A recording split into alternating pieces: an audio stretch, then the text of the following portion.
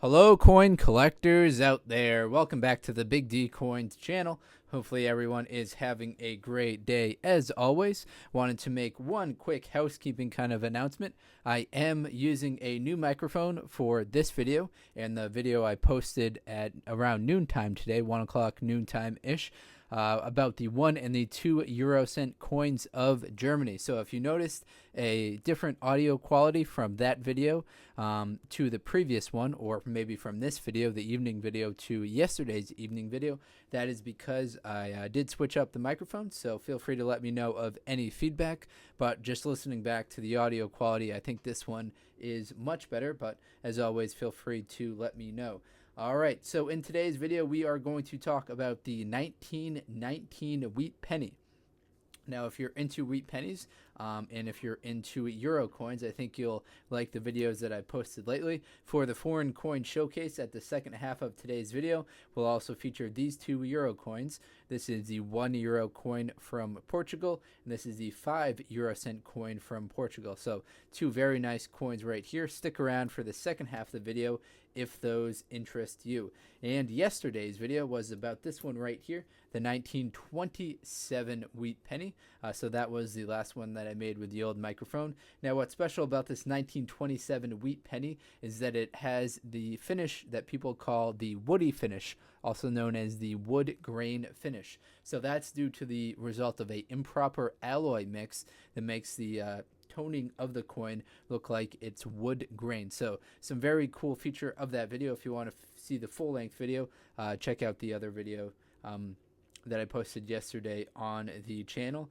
It's titled 1927 Woody United States Wheat Penny. All right, now let's get into the focus of today's video, the 1919 wheat penny. So I've got a 1919 on the left and a 1918 on the right here. Now, the main takeaway from the 1919 wheat penny is the very high mintage of the coin. It's so high, in fact, that it was the highest prior to 1940. So if you go from 1909, the first day of the wheat penny, up until 1940, there will only be, the highest one from that period from 1909 up until 1940 will be this one right here. And then in 1940, we reach new highs with the mintages of that coin. So the 1940 had 587 million. And then you go all the way back till 1919, that had 392 million. So if you've been coming across a lot of 1919 wheat pennies like this one right here, it's kind of should be expected because the mintages on it are actually higher than the years surrounding it.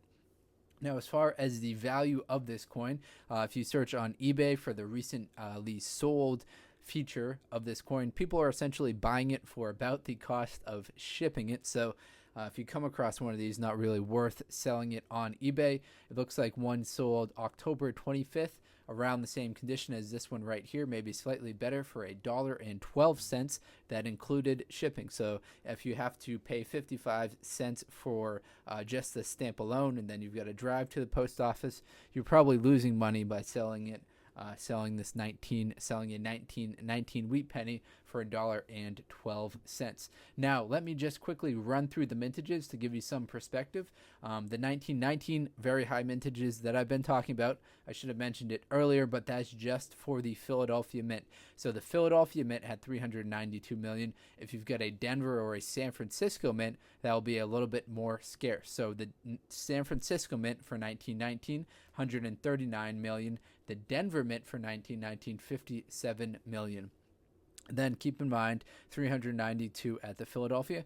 Now I'm going to quickly run through the different mintages starting in 1910 and just list the Philadelphia Mint alone, so it gives you some perspective on how high the 392 million mintage really is. So 1910, 146, then 101, then 68, then 76, then 75, then 29, then 131, then 196, then 288. So it starts to kind of creep up till we get to the 1919 Philadelphia Mint with a very high mintage. Now here is the reverse design of this coin. As you can see, it is rather worn out.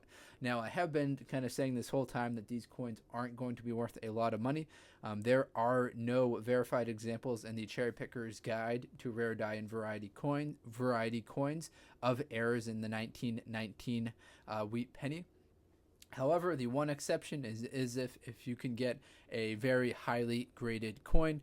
Looking at the PCGS price guide right now for a 1919 red designation, so that red designation means it's got 95% of the original red coloring to it or more.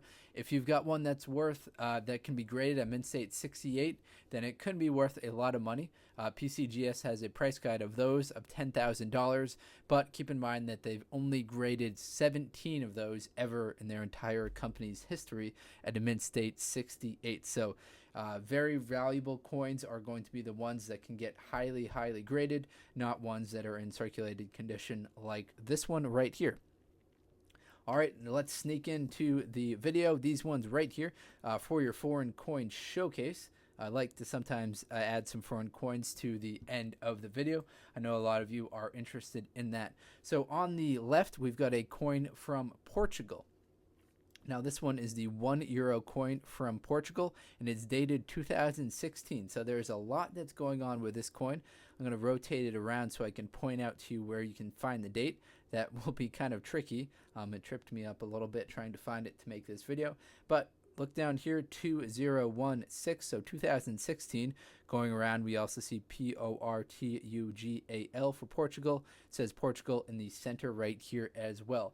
Now, these little items that we see going around the outside right here, so those are the country's castles and then the 5 coat of arms.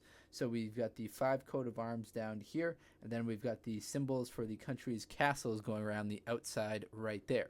Now, interestingly, also, this is also the second map of, I don't know if this is actually the first map, excuse me, of the euro coin. So this is the original design of the coin right here. Now let's bring in the 5 euro cent, put them side by side. With this one right here, it's a bimetallic copper nickel clad nickel center. So it's got a nickel center and then a brass ring going around the outside. This one on the right, this is the 5 euro cent. Now that's a just copper plated seal. So it's got a copper coloring just like the United States pennies do. On the reverse right here, we see the similar design. You've got to look for the date right here, 2002, 2002. Now, as far as the mintages of this coin goes, there were 234 million of them that were made in 2002. 2002 across the board is going to have the highest mintage for all of the euro coins. They'll start to drop off after that, especially in recent years. All right, everyone, here's one more. Flip it over. See the reverse side of this coin as well. Thanks for watching this video. If you are into coin collecting, please do check out some of the other videos on this channel. Hopefully I gave you some helpful information about the 1919 wheat penny and how the mintages on the coin are actually quite high. 392 million of them were made at the Philadelphia Mint. So thank you very much, everyone, for watching, and best of luck coin collecting out there. Enjoy!